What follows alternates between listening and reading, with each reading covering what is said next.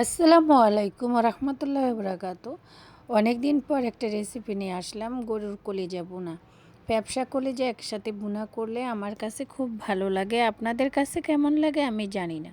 তো যাই হোক, আমি একটা কড়াই বসাই দিলাম। কড়াইটা হচ্ছে দস্তার কড়াই। ফ্রাই প্যানে রান্না করতে করতে আর ভাল লাগে না, আগে মাসাসির এই দস্তার কড়াইগুলো ব্যবহার করতো। যাই হোক, আমি একটু ওই স্টাইলে রান্না শুরু করলাম।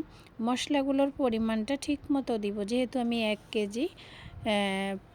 কেজি গরুর কলিজা এবং হাফ কেজি ফ্যাপসা একসাথে আমি সিদ্ধ করে সুন্দর করে ছোটো ছোটো করে কেটে সিদ্ধ করে আমি ক্লিন করে রেখেছি। এদিকে মশলাটা ভালো করে কষিয়ে আমি সেগুলোকে দিয়ে দিলাম এবং ভালো করে দিয়ে গোটা লাড়াচাড়া দিতে হবে একেবারে বেশি করে। আসলে কি জানো, ভাগ্য এমন খারাপ যে আমি শপে যাব, মেয়ের কোচিং, এই ফাঁকে আমার রান্নাটাও দরকার।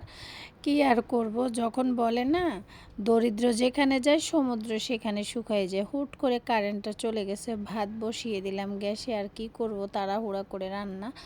তারপরে গরুর কলিজাটাকে আমি ভালো করে সুন্দর করে মশলা দিয়ে নাড়াচাড়া দিয়ে একেবারে ভালো করে কষিয়ে তেল বের করে ফেলছি। যেহেতু তেলটা বের হলে আপনার কলিজাটা খেতেও মজা এবং গন্ধ কবে না। আদা রসুন বাটা এবং শাহি গরম মশলাটা এবং ধনিয়া, হলুদ পাউডার, লবণ, এভরিথিং যা যা লাগে সব কিছু দিয়ে দিলাম। মশলার প্রণালীটা আসলে বেশি হলে ভালো লাগে এবং আমি ভালো করে কষিয়ে সুন্দর করে রান্না করতেছি একটা দস্তার কড়াইতে। যেহেতু এটা আমি ভাত দিয়ে খাবো এবং রুটি দিয়েও খেতে পারেন, আপনি চাইলে আপনার যদি মন চায় আপনি যেটা ইচ্ছে এটা দিয়ে খেতে পারেন।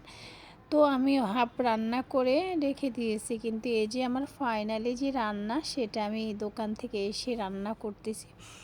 তো আমার মতো যে কলিজা কে কে পছন্দ করেন, আর আমি আসলে ছোট ছোট করে কলিজার পিস করি যাতে আমার কাছে খেতে ভালো লাগে। আপনারা তো বড় বড় করেন কিনা আমি জানি না।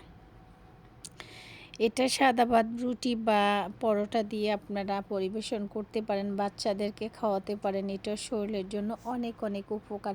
কথায় বলে মানুষ এমনও আছে, কলিজা ভুনা করে দিলে লবণ কম হয়েছে। আল্লাহ হাফেজ।